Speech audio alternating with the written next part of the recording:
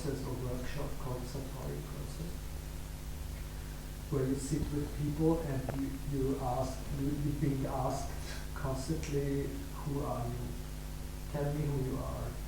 Then you have 5 minutes to tell everything who you are, and you can feel that's not it. You go there and you dig ideas and tell the whole story, and that's not really it. And so you do this for days, like 16 hours a day.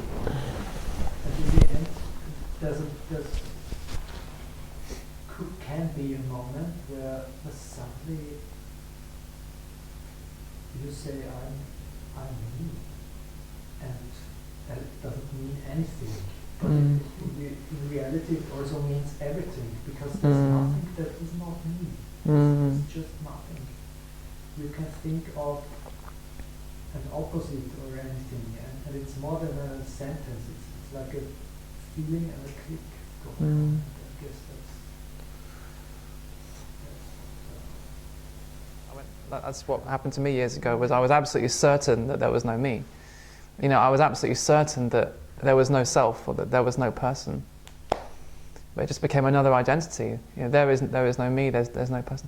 So it's not that there's no me. It's that there's nothing that is not me, in a sense. It's not that there is no me. It's that what I am can't be defined by anything that appears. But it doesn't mean the stuff stops appearing. It doesn't mean the waves stop appearing. That's where people go. That's where people get really stuck, is they think the waves will stop appearing, the experience will stop happening. So it's not that there is no me. It's that what I am, what I appear to be anyway, is just this space in which all these waves can come and go. Thoughts come and go. Feelings come and go. Sensations come and go. But I can't really say what that is. I can't really say anything. I have no way of knowing what that space is. I have no way of knowing. So there's a me and there is no me are both concepts that appear and disappear within this space. There's Jeff, no Jeff. Self, no self. Choice, no choice. All these conceptual opposites, they just appear and disappear in this space. So, you could say, am I Jeff? Or is there no Jeff? In a way, it's the wrong question. Does Jeff exist or not is the wrong question. It's not that there's an answer that we haven't found yet. It's that it's the wrong question. It's like saying, is there a wave or not? Is there a wave or not?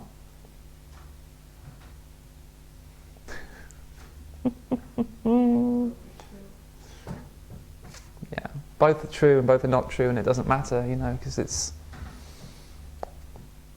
I have no way of knowing what I am, and I can still tell this. Then it's just more playful.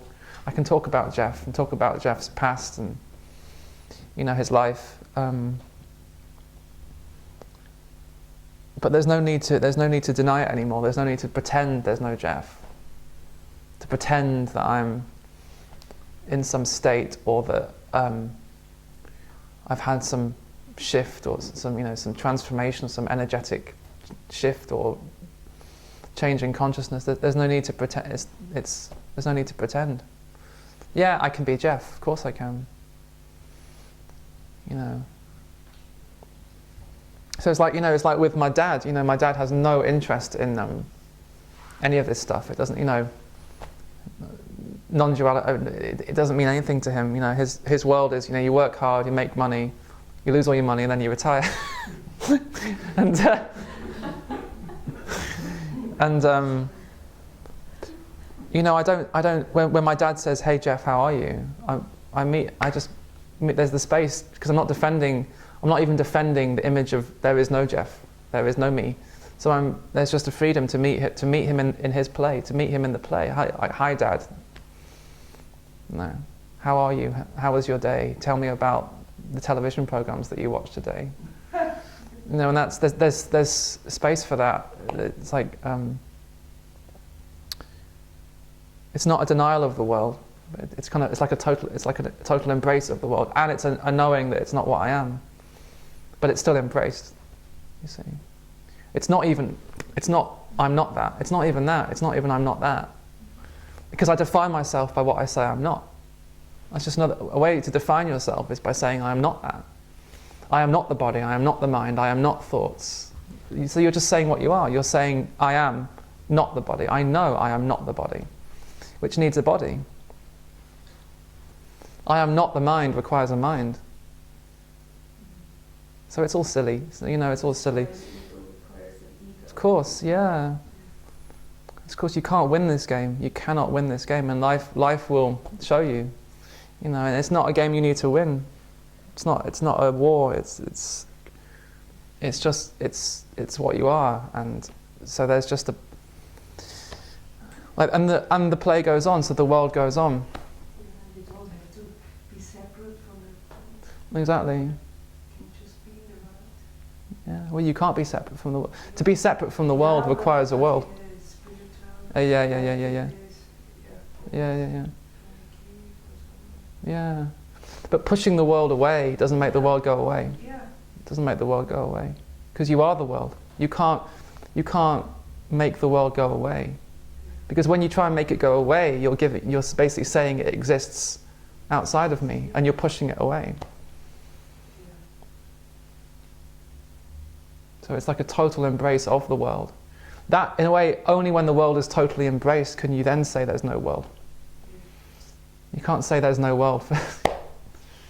There is no world. It is actually a total embrace of the world. There's no separate world. That's what it means. There's no separate world. It's intimate with what I am. So you are the world, and the world is you. That's what Krishnamurti used to say.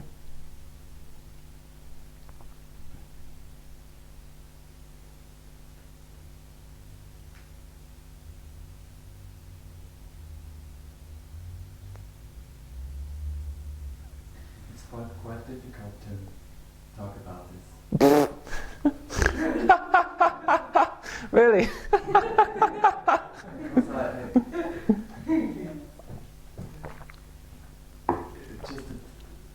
It's so easy to fall for one-liners that I can see myself when I'm listening to you, that suddenly something pops up and tries to take something and put it and make it. That's the truth. Yeah. Out of it. Like when you say embrace the world and stuff, and it's like I can see it that something wants to go. That's the word. Embrace the world. Not seeing that. In a way, this happens afterwards anyway. Yeah. So sometimes it just happens anyway. But it's funny if you really listen to what I'm saying. I'm actually only describing what's already the case. Like, so what you are is the embrace of the world. But then what you hear is. But usually it's something getting in the way of this. Yeah. Like, as you said before, you're not interfering with this and talking with your dad about asking his questions or replying to his questions and saying, hey, how was your day? You were not like measuring or putting yourself somewhere else due to your other concepts. But these are just concepts anyway again, right? Mm. So that in a way there is no, you can't even surrender because No. You can't surrender, but what can be noticed is that you, in a way, you've already surrendered. Like you are the surrender. This space that you are, this whatever you want, space, conscious, it doesn't matter. It's already surrendered to life because it is life. So it's not a surrender that you have to do. Like you are already the surrender. You already have, in that sense, fully surrendered to every thought, every sense, because it's, in a sense, there's nothing blocking life out. If you hadn't already surrendered, if the surrender hadn't already happened, none of this would be able to appear. So they're very.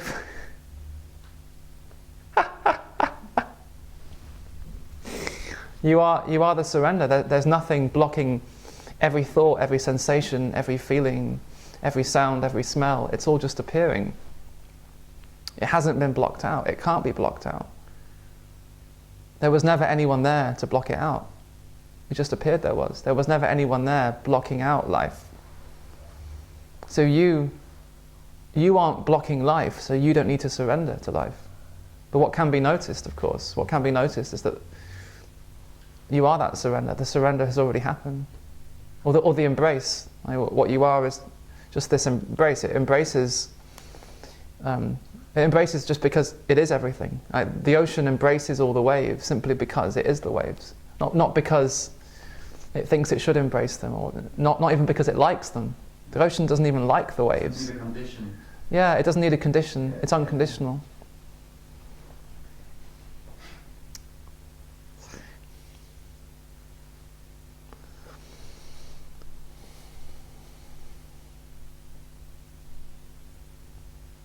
So I mean, in the beginning, it looks as though you need to embrace life. It looks as though you need to accept life, that you need to allow life. But really,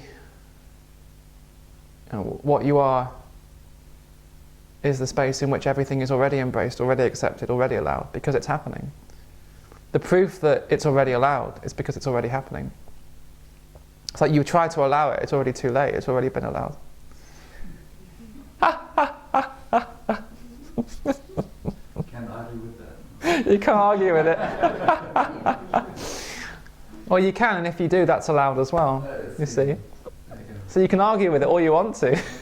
That's the freedom as well. You're allowed to argue with it. Yeah. I mean, seriously.